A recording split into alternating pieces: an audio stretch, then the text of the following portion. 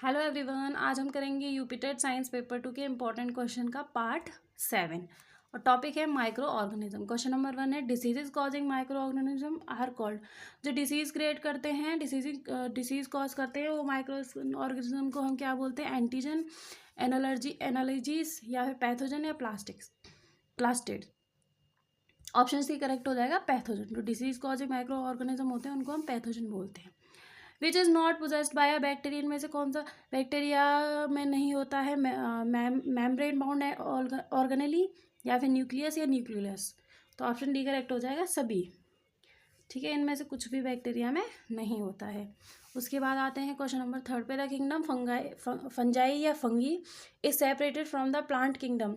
जो फंजाई है वो प्लांट किंगडम से कैसे सेपरेट होती है, बताना है आपको।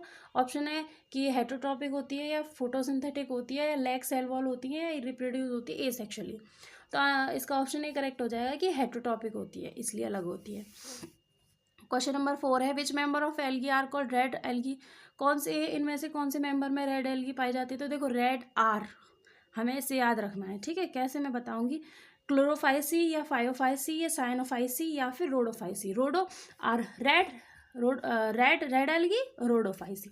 ऑप्शन सी करेक्ट हो जाएगा। Question number 5 which are the viruses. में कौन से वायरसेस हैं? Obligate parasite, obligate saprophyte, partial parasite या फैकल्टेटिव पैरासाइट। तो ऑप्शन ए करेक्ट हो जाए, ओब्लिगेट पैरासाइट वायरसेस है। ठीक है।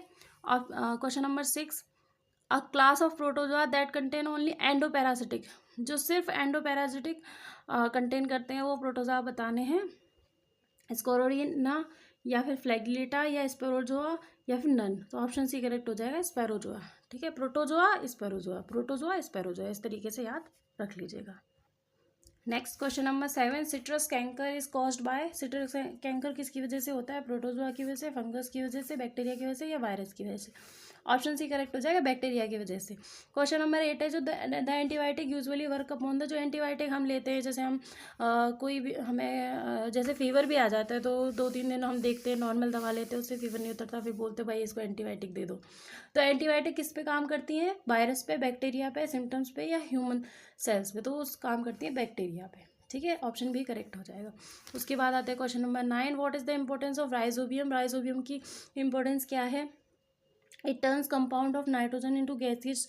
नाइट्रोजन, ये नाइट्रोजन को गैसेस नाइट्रोजन में क्या नाम है, कन्वर्ट कर देता है। या फिर fix atmospheric pressure to atmospheric nitrogen, मतलब नाइट्रोजन जो ये फिक्स कर देता है एटमॉस्फेरिक नाइट्रोजन को। या फिर इट प्रमोट्स अमोनिया फॉर्मेशन, यही अमोनिया फॉर्मेशन बनाने में प्रमोट करता है। या it helps decay of organic metal. ठीक है, तो ऑप्शन भी करेक्ट हो जाएगा कि ये क्या करता है? It fix atmospheric nitrogen, atmospheric nitrogen को फिक्स करने में हेल्प करता है, वही इसकी इंपॉर्टेंस है। क्वेश्चन नंबर 10 है what is the role of micro organism in nitrogen cycle. Nitrogen cycle में माइक्रो ऑर्गेनिज्म का क्या रोल है? They compose dead plant and animals. ठीक है। They fix nitrogen into usable compound for plant. ठीक है। They release nitrogen into the atmosphere. मतलब ये डेड एंड डिके प्लांट, जो डेड प्लांट एंड एनिमल्स हैं उनको डिकम्पोज करने में हेल्प करता है। ये नाइट्रोजन को यूजुअल कंपाउंड में चेंज करता है, फिक्स करता है, और ये नाइट्रोजन को रिलीज करता है एटमॉस्फेयर में। मतलब ये तीनों काम करता है, इसीलिए ऑप्शन डी करेक्ट हो जाएगा, ऑल दी अबव। ये सारे वो क्वेश्चन हैं जो अभी तक पेपर पे आ चुके हैं, सभी इंपॉर्टेंट क्वेश्चंस हैं साइंस के।